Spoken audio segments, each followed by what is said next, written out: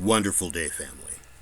And as always, I give all praise and great glory to only the Almighty Most High Creator.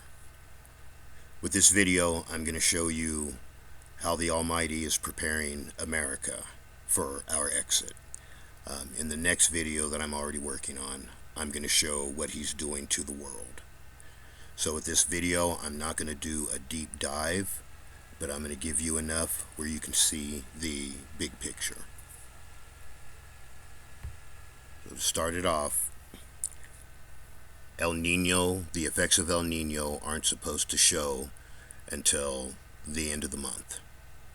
Everything that I'm showing you has already happened, and it has nothing to do with El Nino, and it has to do with this video here, where years ago the Almighty showed me that our enemies were going to break the jet stream and the ocean currents.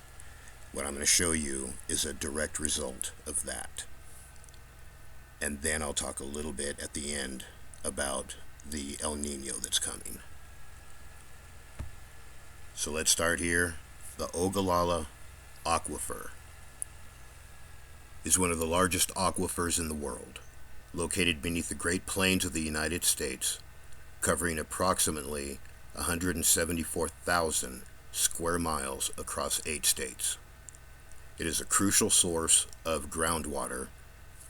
Key point, primarily used for irrigation in agriculture.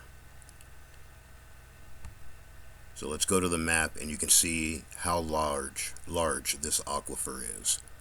Wyoming, South Dakota, Nebraska, Kansas, Colorado, New Mexico, Texas, Oklahoma.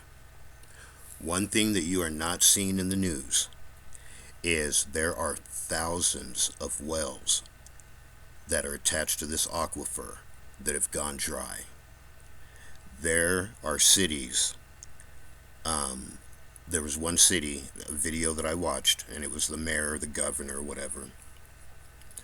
And he told the residents that water was to be used for emergency only, and that emergency is hydration. And he said non-emergency use for water, which won't be tolerated, is washing your clothes, washing your dishes, watering your lawn, or watering your garden. And if you're caught, you get fines and or jail. And there are a couple of towns, cities that are doing this right now. There's a lot of water restrictions going on right now, and it's more localized. They're not giving everyone the big picture. So like I said, there are thousands of dry wells surrounding this aquifer. And to add to it, Utah, New Mexico, already named, Oregon and Washington have declared a state of emergency due to drought conditions. So they're catching it over on the West Coast also. Florida. Florida drought 2026.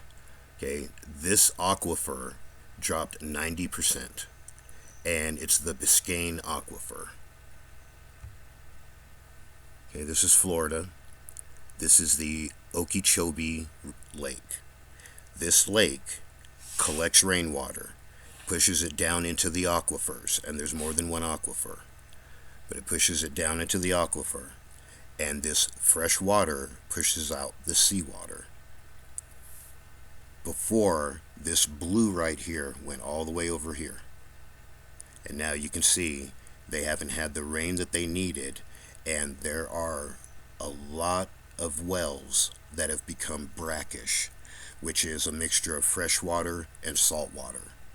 And from what I am seeing in the local individual news, it's going to get worse.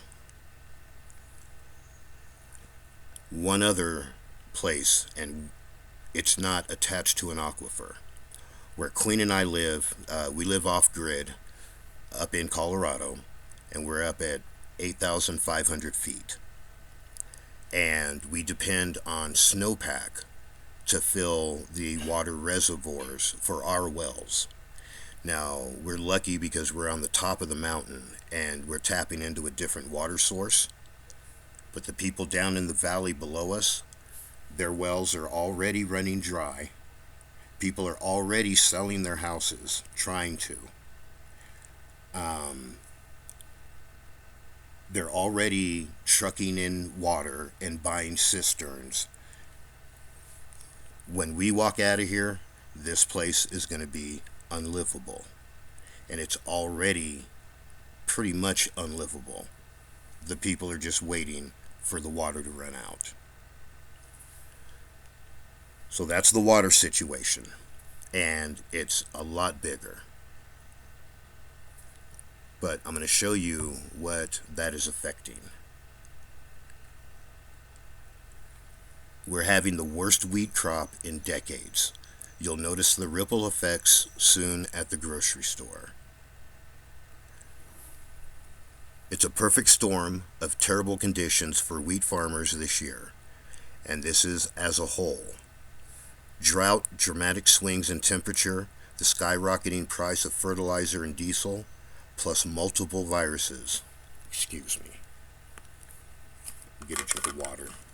It is extremely dry up here. Plus multiple viruses affecting wheat have all led to one of the most challenging years for farmers in decades. There are different classes of winter wheat, but they're all down. When compared to last year's crop. The winter wheat is planted in the winter, and the cold temperatures, the snow on top of it, it does its thing, and then it sprouts.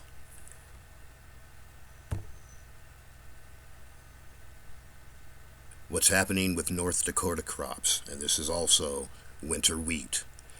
And like I was saying, the cold weather does something to the seed, and then it sprouts. Right now, it is not sprouting right, and a lot of farmers are abandoning their winter wheat fields. So, North Dakota farmers are making planting progress despite extreme weather, including high winds, dust storms, and tornado warnings. Soil moisture is mostly adequate, but dry areas in the west and southeast are showing early drought stress. Temperatures are expected to stay above normal with limited rainfall, creating challenges for crops in the coming months. What's happening in a lot of places is there's enough water right now, but the farmers see that this drought is coming and they might get cut off. So let's keep going here.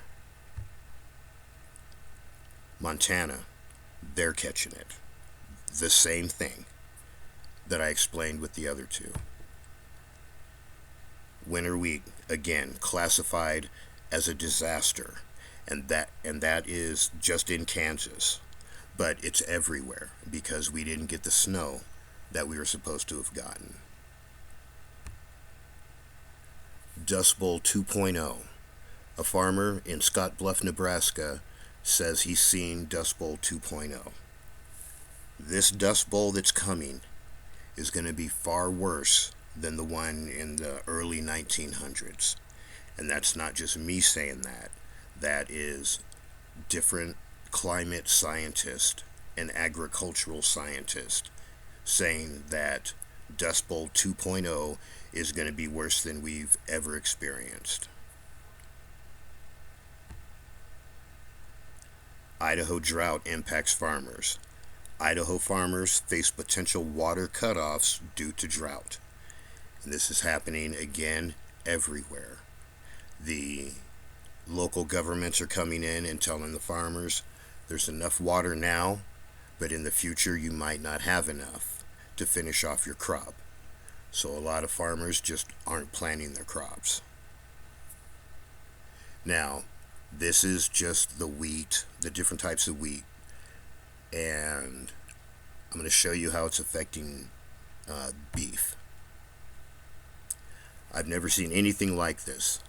The devastating toll as drought grips the western plains. Excuse me. Ben Rand of Blue Line Futures says an unprecedented western drought is shrinking crops, drying up wells, tightening hay supplies, and accelerating cattle herd liquidation across the region. Cattle farmers are having to sell off their younger cows in hopes that in the future they can just breed like they normally do and replenish the stock. That's not going to happen. And what the farmers are doing is they're seeing the future. They know that hay is limited now, so it's going to be limited in the future. It's going to be extremely hot, hotter than normal. So they're selling off the younger cattle, and that is raising the price of beef, and it is going to go through the roof. And to add to it, there is a tick, the longhorn tick. And if there is a cow that is pregnant and it gets bit by this tick, then there is a 50% chance that the calf is going to be aborted. This is something else that they're not talking about. The farmers thinking that they're going to be able to replenish the stocks, that's not going to happen. So, all of this stuff has to do with the ocean currents and not El Nino.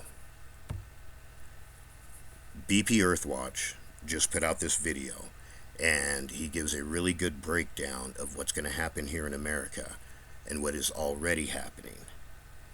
And what I'll add to it is, from all the numbers that I've collected, this El Nino is already worse than the Super El Nino of, I think it was 1887.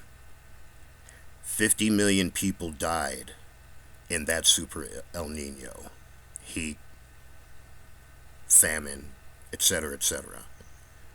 This one is already worse, and it hasn't even hit yet. So watch this video. I'll leave a link in the first comment, in the comment section, and check it out. And this is just going to add to what is happening already. It's going to make it worse. So what do? We continue to anchor ourselves in the Almighty, because He is our strength. We continue to read our book to figure out what we need to do to continually please the Almighty Creator. We stay out of the Babylonian system as much as we can, and we mold ourselves and shape ourselves through the Scripture to be humble, righteous servants. And the Almighty will take care of everything else for us. So, may the Almighty continue to walk with you, family. May you continue to be the apple of His eye. May He continue to show you what you need to see in this walk to make it to Zion. And may He always be with you forevermore. Have a wonderful day, family. And all praises and great glory to only the Almighty Most High Creator.